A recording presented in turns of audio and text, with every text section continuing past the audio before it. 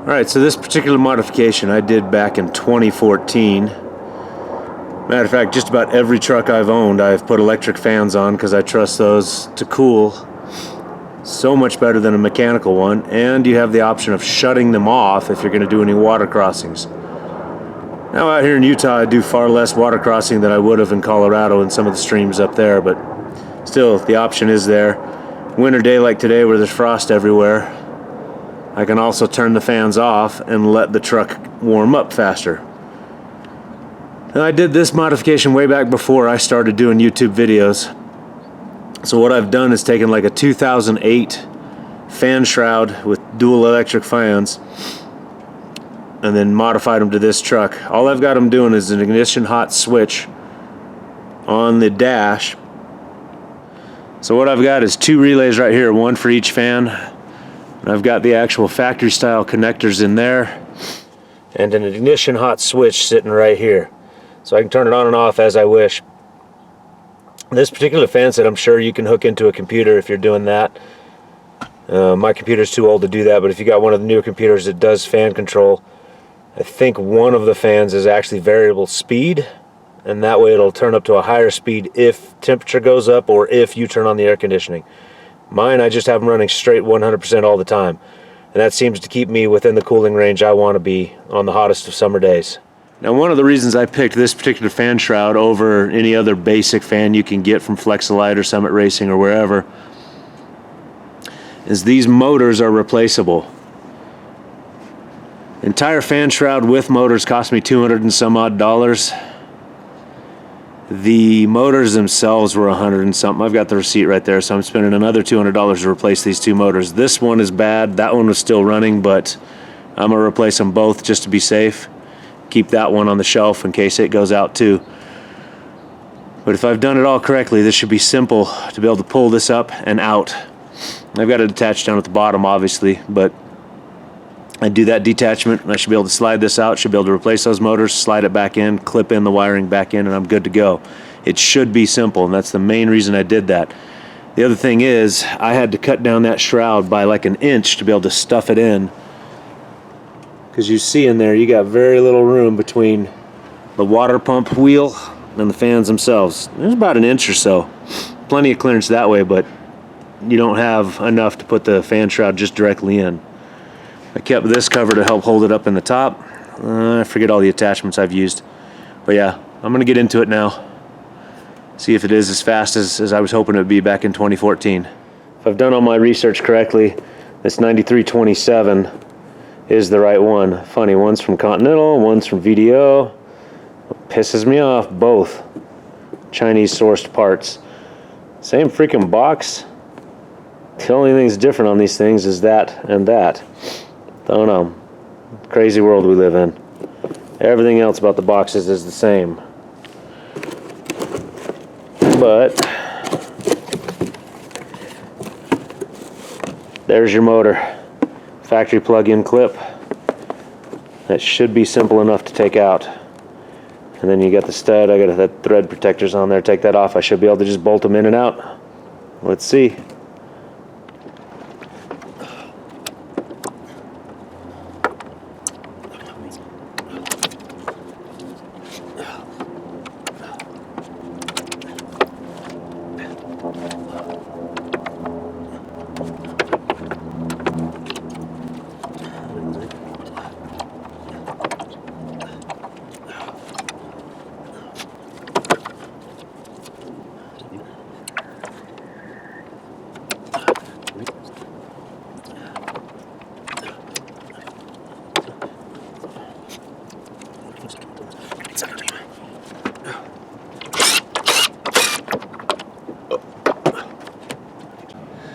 So under here I did some L brackets.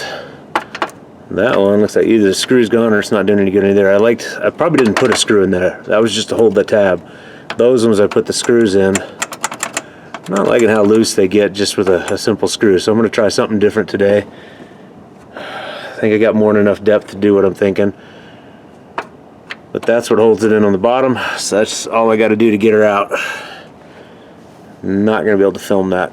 Get up in there, I use that 90-degree attachment. that comes in there. That's about how I got that in there. So here we go.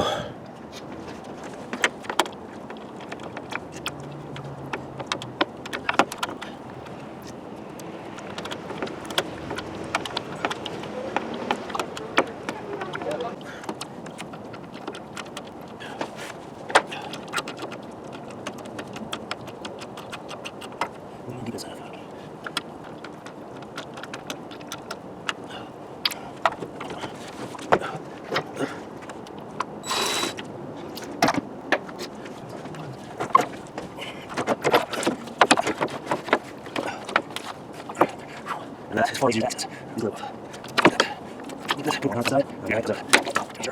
You've got to be kidding me. Oh. 10mm, always trying to run away.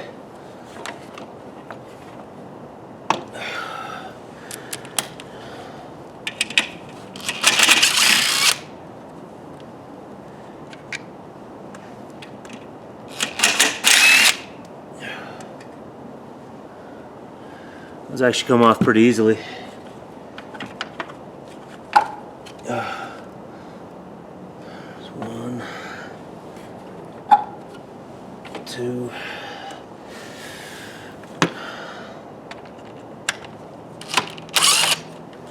Okay. Okay. So far, so good.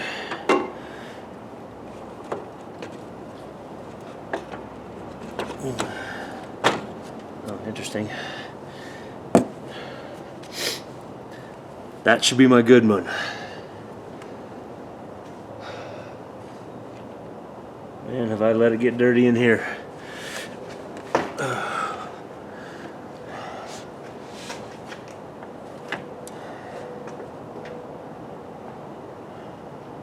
Okay, there are some differences. Well, this is something of a pisser. I'm wondering if the original stuff I sourced was Dorman, if I have to get the Dorman fan for it, because this is not this. They fit in there. I mean, it'll bolt in there just fine. But you can see height-wise they're different. Attachment-wise they're different. Oh, goodness. So I gotta go back to the drawing board and do some research. Now I gotta put this back together. This fan works, and when we're at 30 degrees or less, I get cooling with the trucks, no big deal. It's just I got a road trip to do this weekend, and I wasn't wanting to do that on one motor bad and maybe another on the way out. But these won't work. These aren't it. Totally different attachment. They use a C-clip type thing in there, so which means the fans themselves have got to be different. All right, back to the drawing board. Got to reassemble everything as it is.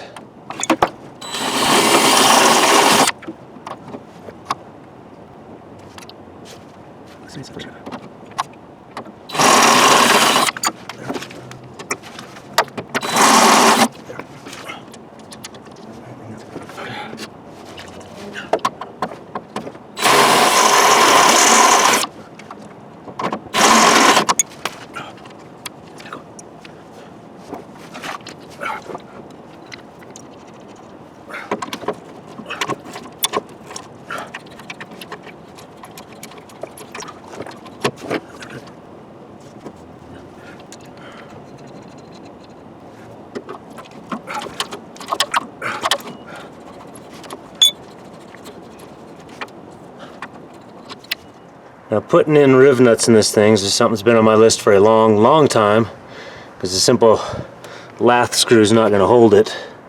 So got one in there, one in there.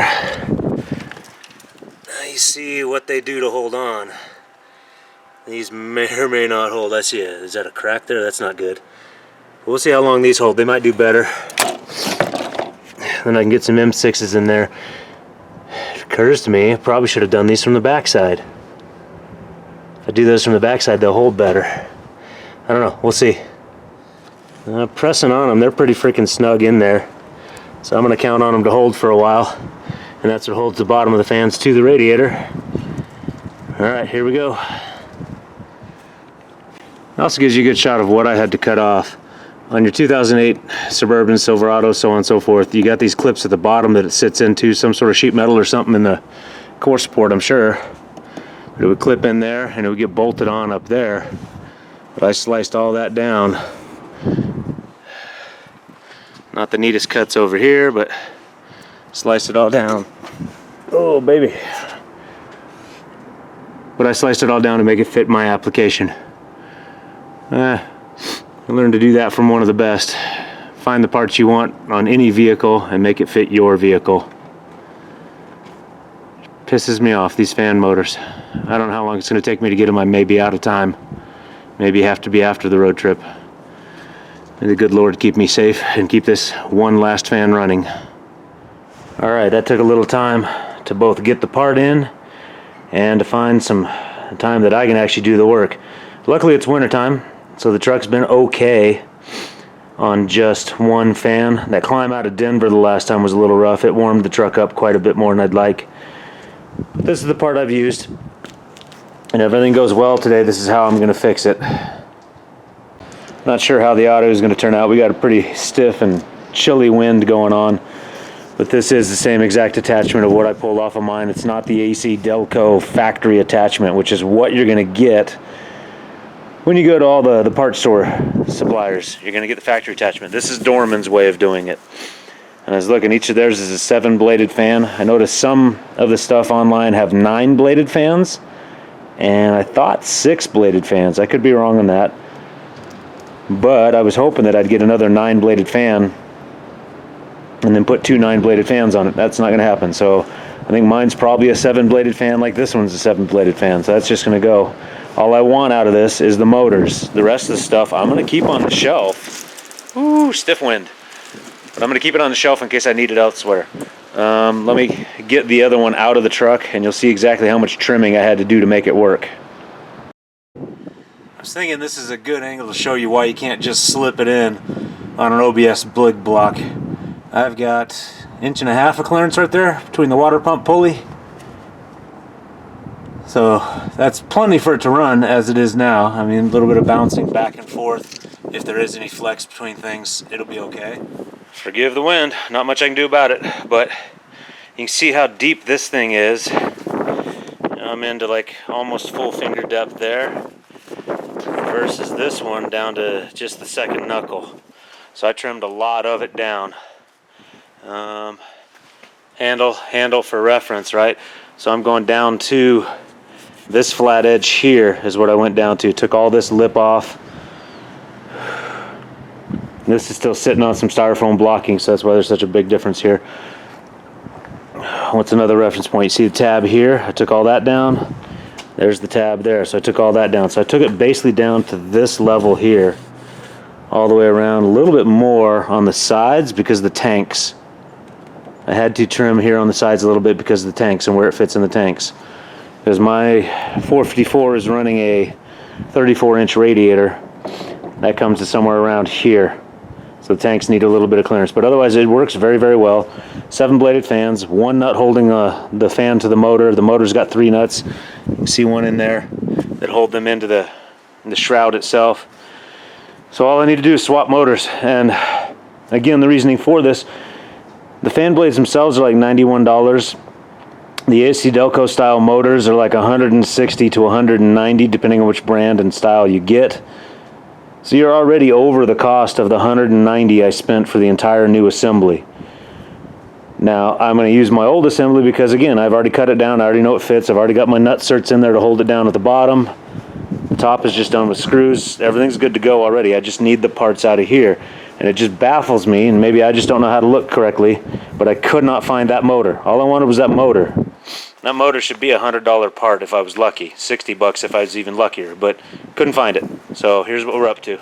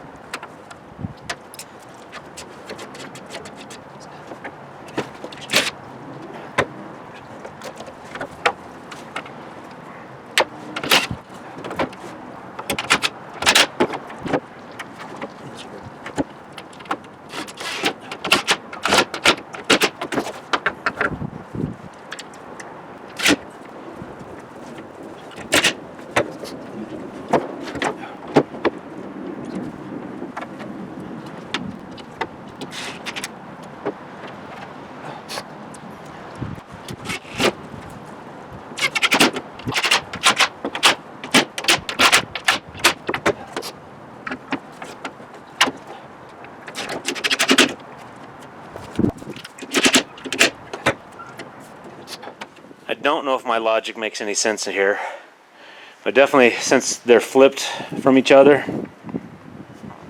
this fan and assembly went to there, this family and assembly went to there. I'm using the same fans that came with it because I'm guessing maybe it matters, maybe it doesn't, that this fan is balanced to this motor. So I'll save those. If you caught in there, under one of the mounting tabs on this side of each fan, on the lower side, there's a shim. So I put that shim in there so it doesn't rub. Now everything spins nice and neat. No contact anywhere. That one was contacting over here. That shim corrected it. All right, I'm ready to reassemble it back into the truck, and let's hope it works. All right, I know full well you can get the factory harness that'll route this along. I don't know where it goes in the factory, maybe right here and here to here. I want to say it comes up from the bottom. It'll come up here and then hit each one, but I've done from the top because my relays for the fans, one relay per fan right here, and I just snake it over. Plenty of room between the fan shroud and these grills to be able to do your zip tying to it. Oh, I need to put that one down. I want that one zip tied. There's 2 more zip ties needed right there, but I like to keep it all nice and secure. I did use, and you see I spliced them in right about here. I did use the factory pigtails for them, so then I go factory hookups to the motors. So that's all good to go there. It makes it a lot easier to service it when I got it like this. And I would say this is the first time I've actually had a problem. I put these in 2016, and so I've been running the truck all over the place in Arizona, Nevada, and several different places in Nevada, out to California. Don't think I've been to New Mexico in this truck. All over Colorado, all over Wyoming, everywhere I've been for the last 5 years, these fans have done really, really well at keeping my truck around about 200 degrees, sometimes less depending on ambient temperature outside. But they've done really well. So if you're looking for a way to cool better than the horsepower robbing mechanical fan, this is the one I would say. Get yourself one of these Dorman fans, get those pigtails. Usually I got them from Amazon. Amazon will suggest those pigtails with it. Good idea. Do your own wiring relays and stuff like that. I've got an ignition hot switch under the dash so I can shut it off during wintertime for a quicker heat up. Otherwise it's really that simple. I say that. It's that simple so long as you're comfortable with 12 volt and you're comfortable doing things like switches and relays and finding your ignition hot source. But otherwise it's not hard.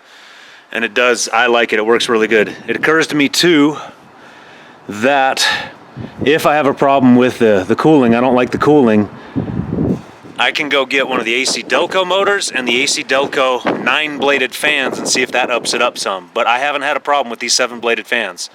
So for me, this has done great. It's kept my truck cool when I need it cool and allowed it to heat up faster in the winter when I just shut it off like that. So hopefully this does you some good. Appreciate you watching this far, and we'll catch you on the next one. All right, there we go. Both fans turning and running. This one, it's hitting something ever so slightly. You can hear that little rattle type sound, but they're running. That should keep me cool from here on out.